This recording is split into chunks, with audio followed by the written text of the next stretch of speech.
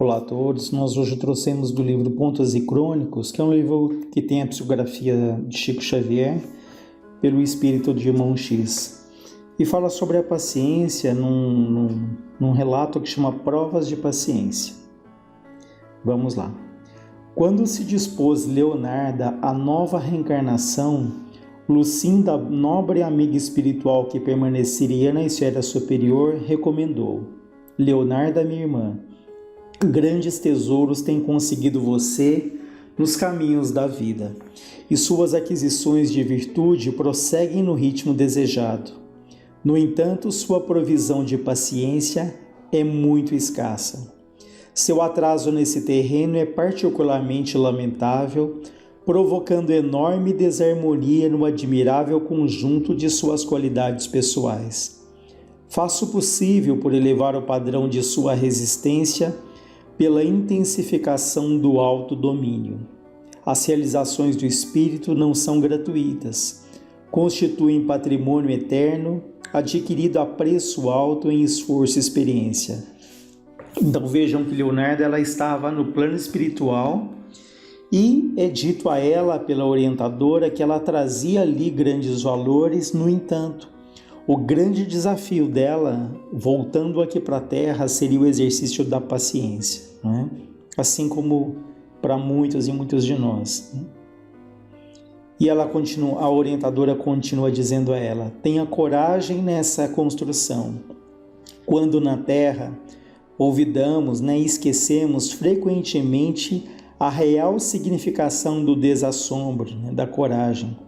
Aplaudimos a impulsividade animal, esquecendo a sabedoria da prudência. É verdade, Muitas vezes é valorizado aqui na Terra aquela pessoa que é impulsiva, que toma decisões muitas vezes impensadas, e às vezes aquela pessoa que ela é ponderada, que ela tem a prudência, ela é taxada ali até de boba, de não aproveitar ali das situações. Então ela diz que, repetindo, que na Terra nós esquecemos o real significado da palavra desassombro e aplaudimos a impulsividade, esquecendo a sabedoria da prudência. Agora, porém, minha amiga, felicitadas pelas bênçãos de Jesus, busquemos o entendimento necessário, aprendendo a vencer sem armas visíveis nos combates silenciosos do coração, no recinto do lar, onde o sacrifício é sempre mais vivo e mais proveitoso. Em voltando presentemente à carne, ou seja, retornando à vivência aqui na Terra, não esqueça que a renúncia é a mestra da paciência. Leonarda ouvia com interesse, revelando no olhar a preocupação indisfarçável do aprendiz que retorna à escola terrena. Transcorrida a ligeira pausa, a amiga continuou: sabemos que existe alimentação e assimilação, estudo e aproveitamento, dor e renovação. Esgota-se o corpo físico quando se alimenta e não assimila. Entrega-se o estudante a muitos disparates quando lê e não medita. Olha que interessante. Nós podemos ler e ler muito, temos ali muito conhecimento, mas se nós não meditamos, não refletimos sobre aquilo que foi lido, passamos a ser ali um repositório de informações sem que aquilo traduza numa mudança de atitude, de comportamento. Tanto que Frei Fabiano fala sobre isso, ele fala que cultura é aquilo que vem de fora para dentro, mas sabedoria é aquilo que vem de dentro para fora. Então é importante o estudo, mas temos que procurar desenvolver ali a sabedoria gradativamente. Ela continua dizendo: lembre-se de semelhantes verdades na terra. Para nós que muitas vezes fomos injustas para com o próximo, o melhor método de adquirir a paciência é o de sermos justas para com os outros, sem exigir que os outros o sejam para conosco. Olha que profundidade disso. Para nós que fomos muitas vezes injustas para o próximo, o melhor método de adquirir a paciência é o de sermos justas para com os outros, sem exigir que os outros o sejam para conosco. Ou seja, façamos a nossa parte independente de se as pessoas são justas conosco ou não, se elas nos reconhecem ou não, para que quando nós partirmos aqui da terra, nós possamos ter a nossa consciência tranquila e podemos dizer: aquilo que estava ao meu alcance, eu lutei para fazer ali da melhor maneira possível. Essa indicação, aliás, vem de Jesus desde o processo que o conduziu à crucificação. O Mestre foi sumamente bom para com todos, entretanto, não reclamou, não exigiu qualquer manifestação de justiça para consigo mesmo nos grandes momentos. E ele era puro, Leonardo. Não desejo de modo algum induzi-la a desconsiderar a retidão. Examino, analiso apenas o aproveitamento da oportunidade. Tolo é o doente que despreza o remédio. E já que somos antigas enfermas, não fujamos à medicação adequada. Tenha cuidado, dê a cada um o que indiscutivelmente lhe pertença. Contudo, se houver atraso na recepção do que lhe couber, não descreia do equilíbrio divino, valendo-se do ensejo para enriquecer a sua capacidade de resignação para o bem. Ou seja, faça ali o teu melhor, faça a tua parte, mas se você não receber aquilo que você espera, tenha ali a resignação, tenha ali essa paciência, na certeza de que Deus sabe o que é melhor para nós e que as coisas acontecem de acordo com a nossa necessidade ou o nosso merecimento. E a instrutora continua dizendo a ela: isso representa negócio espiritual de grande importância para o futuro. Quanto ao mais, saiba você que estaremos a seu lado, assistindo, acompanhando-a com amor. Do seu concurso depende a realização. Leonardo prometeu observar os conselhos ouvidos, assumiu compromissos graves e voltou à terra. No entanto, apesar dos ajustes havidos desde criança, revelou extrema inquietude e frequente indisciplina. No fundo, era bondosa e sensível, mas navegava facilmente da calmaria à tormenta, ou seja, ela tinha oscilações ali muito grandes, muito frequentes ao longo do dia, Navegava, como diz aqui, facilmente da calmaria à tormenta. Chegada à juventude, o plano espiritual convocou-a pouco a pouco as provas da paciência de que necessitava. Então, no período da juventude, começam ali os testes da paciência. Leonardo casou-se, mas no aparecimento do primeiro filhinho começaram os serviços mais duros. Cristóvão, o marido na condição de espiritualista, proporcionava-lhe o melhor quinhão de assistência. No entanto, a companheira parecia surda a todas as advertências alusivas à conformação e à tolerância. Não obstante a sua nobre dignidade de esposa e de mãe, ela descontrolava-se ao primeiro sinal de luta mais forte. Então ela era uma boa mãe, uma boa esposa, mas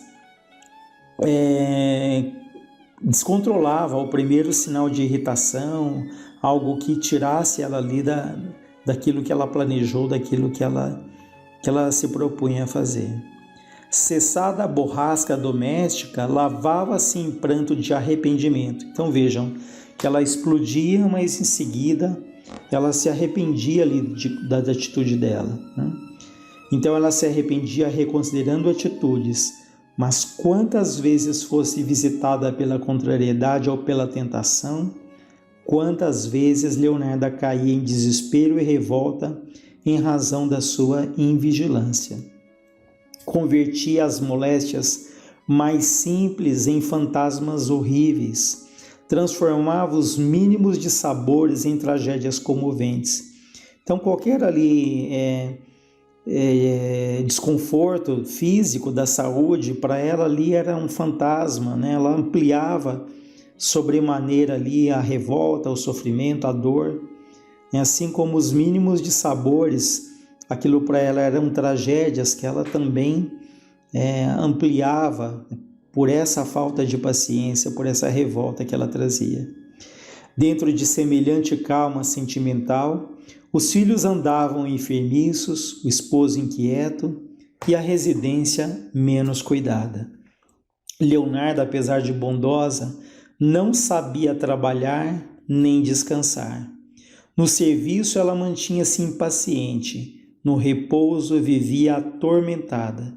Então vejam que ela estivesse ali trabalhando ou descansando, em nenhum desses momentos ela se concentrava, tudo para ela era muito difícil, né? E para nós fica aí um convite, né, para que nós aprendamos a trabalhar ali com boa vontade, fazemos com amor aquilo que nós estamos fazendo, com dedicação, e também aprendemos a descansar, né, que sejam momentos ali de renovação, né, que aprendamos de fato a desconectarmos ali de tantas preocupações, nessa renovação da energia física, né, mental e até espiritual que nos é tão necessário. Ela agia muito longe da tranquilidade operosa, né, que produz a segurança íntima. O companheiro, por sua vez, não conseguia torná-la inconfidente de suas naturais aventuras e questões. Leonarda não sabia como analisar serenamente os problemas. Contrariava sistematicamente tudo que não lhe proporcionasse bem-estar. Então, com essa maneira dela agir, o marido não conseguia se abrir e compartilhar ali também as dificuldades que ele trazia, porque tudo para ela era ali, era muito dramático, sistematicamente ela se sentia contrariada, como diz aqui. Nas reuniões evangélicas, ela ouvia importantes preleções sobre a humildade e a coragem, costumando observar. Então ela dizia: as pessoas infelizes quanto eu não podem ser conformadas. E como se a virtude fosse algo insustentável, ela repetia sempre: muitos consoladores são os elementos da fé, mas perco a paciência todos os dias. Se a dor, no entanto, vale alguma coisa para a melhoria da alma, estou sinceramente confortada, porque os meus sofrimentos têm sido infindáveis. Nessa diretriz prejudicial, ela atravessou o estágio terrestre. Sem dúvida, efetuou louváveis aquisições nos sacrifícios do lar. Todavia, quanto à resignação, nunca obteve o mais leve traço. Chorou, reclamou, protestou e reagiu, sempre que assediada pelos dissabores comuns. A pior característica em seu caso, porém, é que Leonarda jamais se inquietou com o bem dos outros, mas sim com a satisfação de si mesma, incapaz de suportar o menor espinho. Ao terminar a tarefa terrena, Lucinda esperava com a mesma serenidade dos outros tempos. Então, a Leonarda desencarna, é recebida pela Lucinda, que era essa companheira espiritual dela. Abraçaram-se comovidas, e logo que a memória de Leonarda recuperou as recordações, trocando júbilos de amizade sincera. Depois das primeiras impressões afetuosas, ela disse à amiga espiritual. Aliás, desculpem, quem diz aqui é a amiga espiritual, a Lucinda, que diz a ela: é lamentável tenha você demorado tanto tempo na oficina sem melhorar a obra. Como assim? Perguntou a Leonarda. Refiro-me à paciência, comentou Lucinda, carinhosa. Cada vez que a bondade infinita aproximava o seu coração do precioso manancial das oportunidades, você recuava apressada, recusando-me auxílio.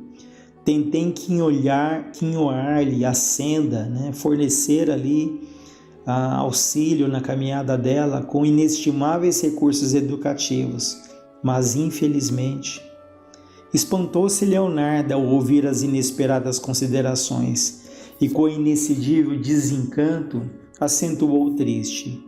O que diz? Eu fui excessivamente provada, Leonarda diz.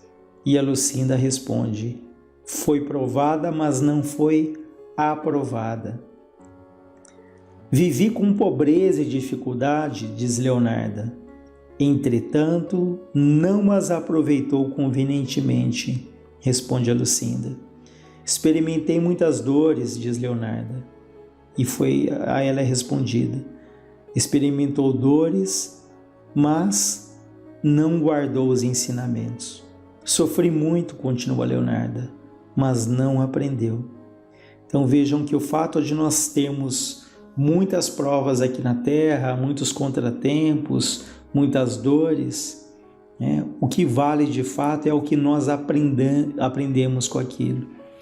Então muito cuidado para que a gente não mergulhe ali na queixa, na lamentação, nos sentindo vítimas, nos sentindo injustiçados, porque são testes às vezes que nos machucam, dolorosos, mas que são necessários e que, se bem aproveitados, eles têm um valor incalculável, não só para essa existência, mas para outras que com mais maturidade, com mais equilíbrio, serão encarnações mais felizes, mais serenas, na medida em que aquilo que hoje nos fere, nos machuca tanto, esses aprendizados vão nos tornar ali menos suscetíveis a essa dor, a esses melindres, ao nosso orgulho, à nossa vaidade, e, consequentemente, uma vida mais equilibrada, muito mais ligada ali a Deus, muito mais ligados a nós mesmos, compreendendo a razão, a finalidade da nossa existência. E a Lucinda diz a ela: você falhou nas provas da paciência que o aprendizado humano lhe ofereceu, mas não desespere de novo. Haverá recurso para recomeçar. Então é um texto bastante interessante que nos convida a desenvolvermos ali a paciência e analisarmos se cada um de nós temos as nossas conquistas, temos ali aquilo que aprendemos ao longo de tantas e tantas existências, mas quais serão os pontos que nessa existência nós devemos tomar mais cuidado, Para ela aqui foi a paciência, assim como é para muitos de nós. Outros ali é o abuso do poder, é o excesso de vaidade, de orgulho.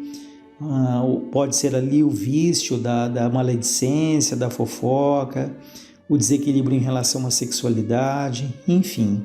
Nós temos que olhar com muita atenção, muito cuidado e percebermos aquilo que nós trazemos de bom, mas também percebemos quais são os pontos que nessa existência a vida tem nos convidado a desenvolver.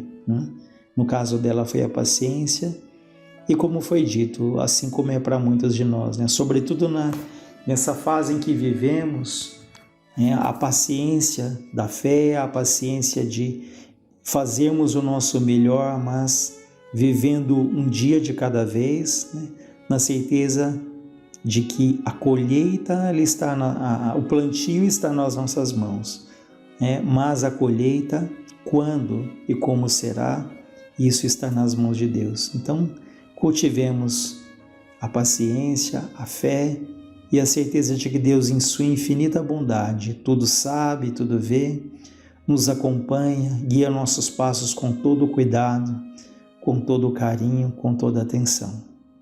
Então, que Jesus, em sua infinita bondade, ilumine a todos os lares, todas as famílias, a todos os doentes do corpo e da alma, a todos os médicos, enfermeiros, ilumine a todos os nossos governantes, e que luz se faça na terra, que luz se faça dentro de cada um de nós. Que assim seja, graças a Deus, graças a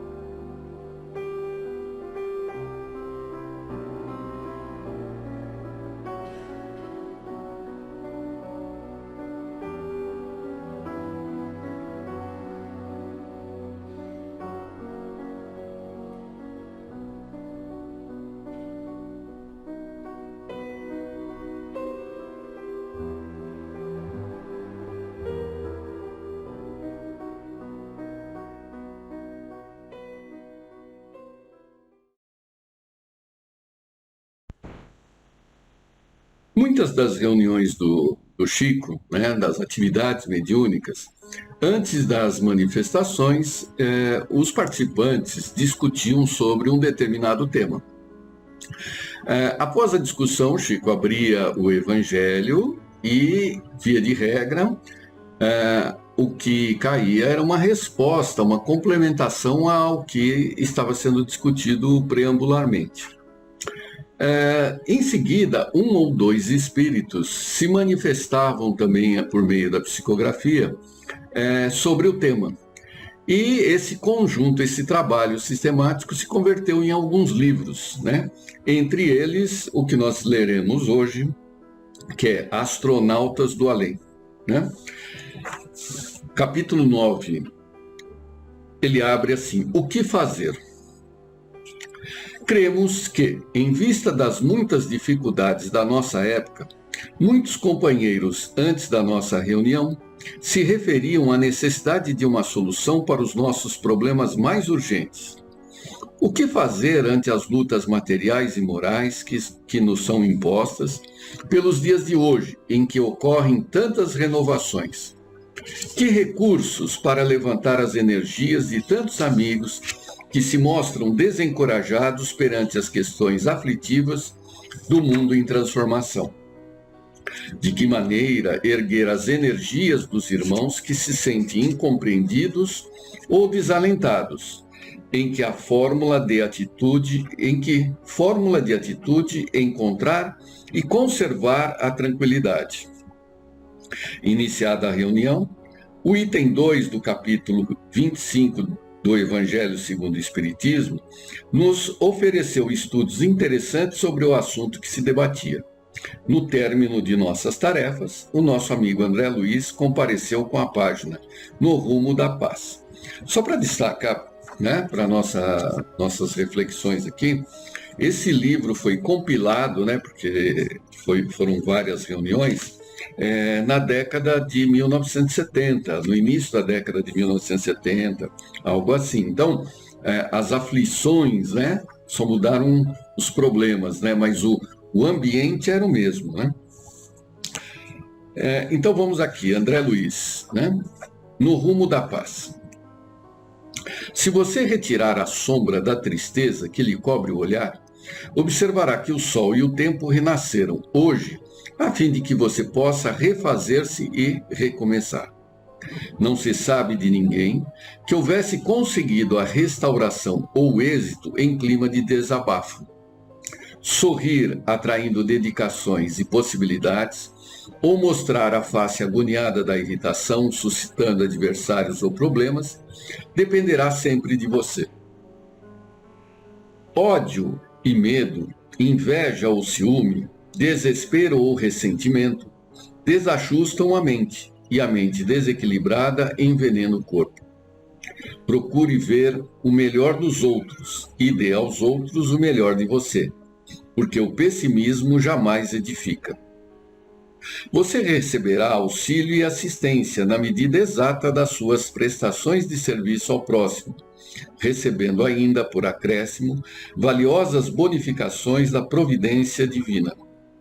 Recordemos que situar-nos nas dificuldades dos outros, de modo a senti-las como se fossem nossas, para auxiliar aos outros sem exigência ou compensação, é a maneira mais justa de garantir a paz. Eu vou repetir esse parágrafo, né? Para que a gente apreenda-o, né? Recordemos que situar-nos nas dificuldades dos outros, de modo a senti-las como se fossem nossas, para auxiliar aos outros sem exigência ou compensação, é a maneira mais justa de garantir a paz. Ou seja, nós temos que trocar de lugar, né? Para fazer para o outro o que a gente gostaria que fosse feito para nós, a gente tem que se colocar no lugar dele. E ao se colocar no lugar dele, do próximo, nós vamos descobrir um razoável sucesso o que ele está sentindo. E vamos identificar isso dentro de nós também. E assim nós achamos a solução para ele, que acaba também servindo para nós numa modificação mental de reações sobre situações. Lembremos-nos sempre de que a criatura humana, seja qual for a condição em que se encontre, conquanto as imperfeições ou fraquezas que ainda carregue, é um anjo em formação, caindo às vezes para levantar-se e aprender as lições do bem com mais segurança. E segundo as leis da evolução, toda a criatura, a fim de burilar-se, é chamada a esforço máximo, no qual a dificuldade e o sofrimento estão incluídos por ingredientes de progresso e sublimação.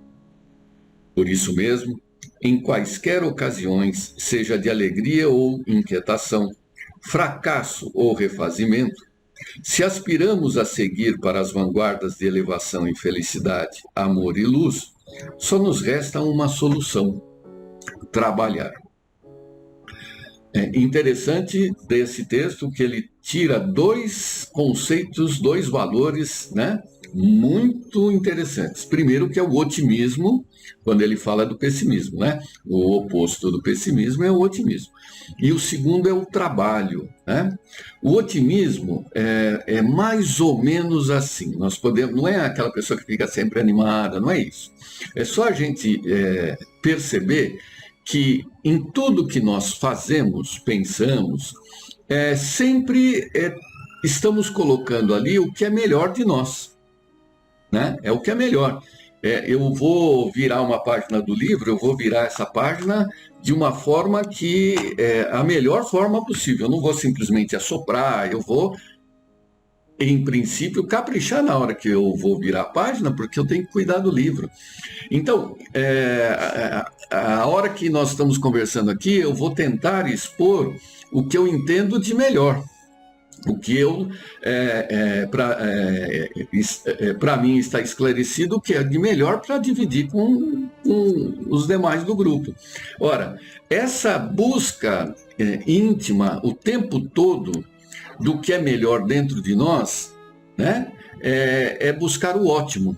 Então, o mundo, a criação toda, é sempre apresentando de cada um o que ele tem de melhor, o que ele tem de ótimo. Portanto, o universo, extraindo as coisas de tudo, ele é otimista, né? Ninguém está guardando talento para usar depois, não tem poupança para talentos, né? A gente é o que é, né? É a versão, é a melhor versão de mim mesmo que está aqui. E o trabalho, o que é o trabalho? O trabalho é a manipulação daquilo que está à sua volta, na forma de objetos, de pessoas, manipulação no sentido de interação, né? Lidar com aquilo.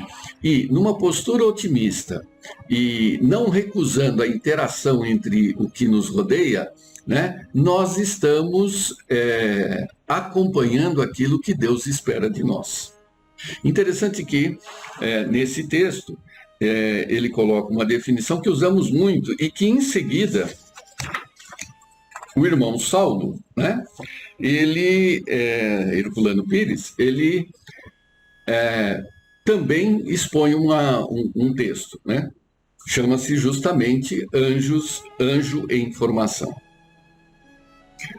Nossa mente fragmentária dificilmente compreende o ensino espírita segundo o qual tudo se encadeia no universo. O eu nos separa dos outros, das coisas e dos seres. Sentimos-nos, apesar de todas as raízes que nos prendem à terra e de todos os liames que nos amarram aos outros, como seres independentes. Isolamo-nos na trincheira ilusória do nosso eu, para enfrentar o mundo e os homens. Não raro, nos dispomos a enfrentar a Deus e aos anjos, duvidando de tudo, como se a medida precária, a fita métrica da nossa razão, constituísse o fio de prumo da realidade universal. Perfeito, né? A colocação dele, quem é que existe primeiro? Eu existo, né? Os outros são aqueles que não sou eu, né? Então eu vou primeiro confiar, crer em mim. Inclusive esse outro passa a ser até Deus, né? Eu trato Deus como um outro. Por quê? Porque eu me entendo como centro do universo. É mais ou menos isso que ele colocou, né? Só que nós esquecemos, né, que nós pertencemos ao universo, juntamente com os outros, né?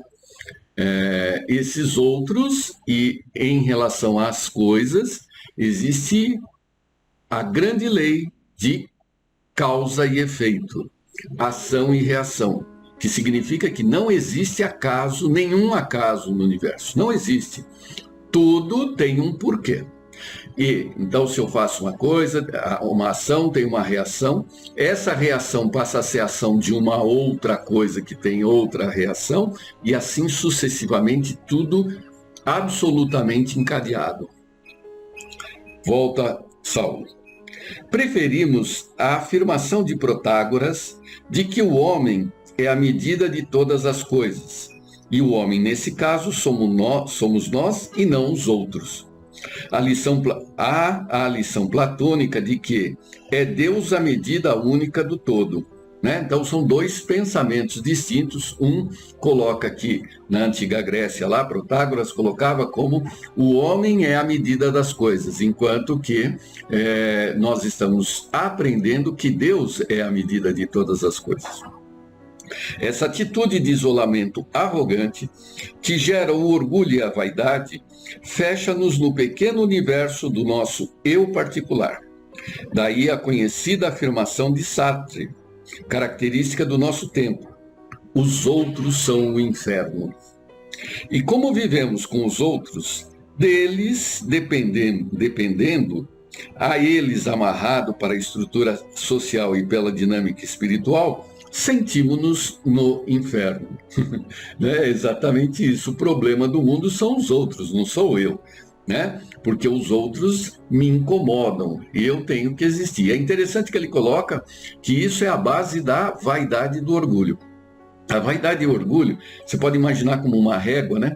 Em que numa ponta, quando o indivíduo só é voltado exclusivamente para ele, em que ele não enxerga absolutamente os outros e ele se admira, isso é a vaidade, ele se basta, né? Eu me amo, eu me adoro, não posso viver sem mim.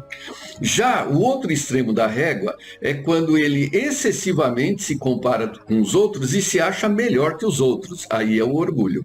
Então, um isolamento leva à vaidade, que é ele se bastando, e o outro extremo é o orgulho, em que ele se entende melhor que os demais. A mensagem de André Luiz, renovando a lição essencial do Cristo, vem lembrar-nos que não somos apenas homens, mas anjos em formação. Como homens, sofremos porque nos situamos na zona intermediária da evolução, entre os animais e os anjos. Nossas angústias, nosso tédio, nosso desespero decorrem do conflito corpo e espírito. Mas nossas esperanças se alimentam das claridades celestes que se acendem progressivamente em nossa alma. Nosso corpo nos isola no mundo, mas nosso espírito nos liga a todas as coisas e a todos os seres. Esse corpo se fecha nas sensações materiais, reduzidas à percepção sensorial, mas nosso espírito se abre nas emoções espirituais que nos dão a percepção extrasensorial. Então, como ele coloca, estamos no meio do caminho. Existem os desejos de natureza material, corpórea, né, animal, e existe o espírito, né, que pensa, raciocina, tem a razão e desenvolve a vontade. Então, é essa luta da vontade sobre os desejos que estabelece qual é o estágio em que estamos nessa jornada, né? A matéria nos puxando para os desejos e o corpo, e a evolução nos puxando para as habilidades do espírito, da vontade, da razão, né? E ele termina: a solução dos nossos problemas está assim em nós mesmos. A fase de transição que hoje vivemos na Terra exige de nós a compreensão global da vida. E o caminho para essa compreensão é o serviço ao próximo, que nos liga aos outros. o desenvolvimento das nossas experiências através do trabalho, a busca de uma visão nova da vida como processo evolutivo, em que os fins imediatos são apenas meios para atingirmos a finalidade real da existência. Interessante que ele fala de Sartre, né? Sartre é justamente aquele filósofo pós-moderno que fala que nós primeiro existimos, né? E depois manifestamos a própria essência, dizemos quem nós somos. Já nós, como espíritas, nós sabemos que a nossa essência é anterior à nossa existência. Já encarnamos com uma essência, né? São dois polos também opostos. Pouco importa aí a visão, né, essencial, existencial. É claro que para nós é reconfortante saber da existência, da essência anterior, né? O que importa aqui é, como ele fechou o assunto, que nós tenhamos uma visão de futuro, de amanhã. É uma visão romântica, né? Não nos perdermos às coisas do dia a dia. Né? As coisas do dia a dia, elas não são para nos perder, desanimar, trazer o pessimismo, é ao contrário, são oportunidades de ação, de trabalho, para que a gente converta esse pessimismo, esse realismo presente, num otimismo futuro, né? Todo otimismo é futuro, né? Apesar de já manifestarmos essa otimização no presente, nós não reconhecemos isso. Eu sou a melhor versão de mim agora. Né? Posso melhorar? Posso, claro que posso, mas é uma proposta para o segundo seguinte. E assim nós vamos deixando de sermos simples homens para nos tornarmos anjos. Né? Isso também é um reforço, né? A ideia de contraponto dos gregos e romanos, né, que naquela época eles davam características dos homens aos deuses. Né? Então o Deus era ciumento, era invejoso, era isso e aquilo. Já Jesus trouxe o inverso. Né? Ele deusificou o homem, ele trouxe características de Deus para o homem, que é justamente essa posição angelical. Né? Somos filhos de Deus, podemos e chegaremos a ser espíritos puros, né? Não no sentido da criação, mas no sentido da formação, só que o veículo disso é a interação com os outros. Interação essa que nos quebra da vaidade e interação essa que nos alerta quanto ao orgulho. Porque se por um momento inicial achamos que somos melhores que os outros, basta pegar qualquer livro, qualquer exemplo, e você vai achar bilhões de espíritos muito melhores do que nós, muito superiores a nós, demonstrando que não faz o menor sentido nós querermos nos comparar e, como resultado, nos acharmos melhores do que os outros. Uma boa semana a todos vocês. Até a próxima.